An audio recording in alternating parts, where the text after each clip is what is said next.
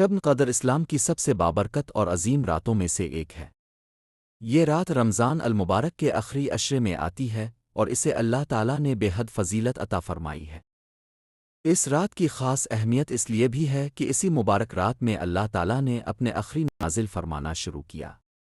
قرآن پاک میں بھی اس رات کا ذکر موجود ہے اور ایک مکمل سورہ اس رات کی فضیلت بیان کرتی ہے۔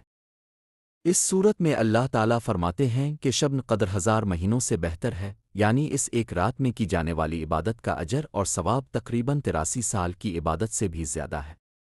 یہی وجہ ہے کہ مسلمان اس رات کو پانے کی بھرپور کوشش کرتے ہیں اور اللہ کی عبادت میں زیادہ وقت گزارتے ہیں۔ شب قدر کو رحمت، مغفرت اور برکت کی رات کہا جاتا ہے۔ اس رات میں اللہ تعالیٰ کی خاص رحمت نازل ہوتی ہے اور بے شمار فرشتے زمین پر اترتے ہیں۔ فرشتے اللہ کے حکم سے بندوں کے لیے خیر و برکت اور سلامتی لے کر آتے ہیں۔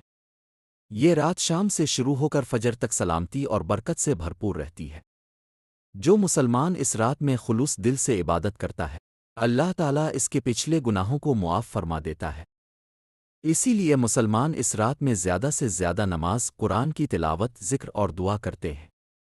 بہت سے لوگ نوافل ادا کرتے ہیں، توبہ و استغفار کرتے ہیں اور اللہ تعالیٰ سے اپنے لیے، اپنے والدین کے لیے اور پوری امت مسلمہ کے لیے دعائیں مانگتے ہیں۔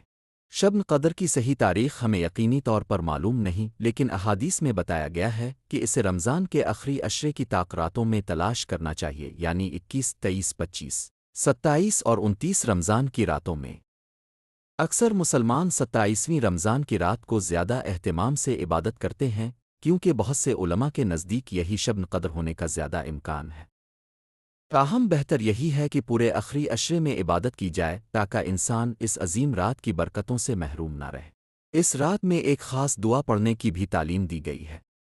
روایت ہے کہ المومنین عائشہ نے نبی کریم سے پوچھا کہ اگر مجھے شب قدر مل جائے تو میں کیا دعا پڑھوں؟ تو آپ نے فرمایا کہ دعا پڑھو۔ اس دعا کا مطلب ہے، اے اللہ تو بہت معاف کرنے والا ہے اور معاف کرنا پسند کرتا ہے، پس مجھے بھی معاف فرما دے۔ یہ رات ہمیں یاد دلاتی ہے کہ اللہ تعالیٰ کی رحمت بہت وسیع ہے اور وہ اپنے بندوں کو معاف کرنا پسند کرتا ہے۔ اگر کوئی انسان سچے دل سے توبہ کرے اور اپنی زندگی کو بہتر بنانے کا ارادہ کرے تو اللہ تعالیٰ اس کے گناہوں کو معاف فرما دیتا ہے۔ اس رات کی عبادت ہمیں یہ بھی سکھاتی ہے کہ ہمیں اپنی زندگی میں اللہ کو زیادہ یاد کرنا چاہیے، نماز قائم کرنی چاہیے اور دوسروں کے ساتھ اچھا سلوک کرنا چاہیے۔ آخر میں یہ کہا جا سکتا ہے کہ شب قدر اللہ تعالیٰ کی طرف سے مسلمانوں کے لیے ایک بہت بڑا انعام ہے۔ یہ رات ہمیں موقع دیتی ہے کہ ہم اپنے گناہوں کی معافی مانگیں، اللہ کے قریب ہوں اور اپنی زندگی کو بہتر بنانے کا عہد کریں۔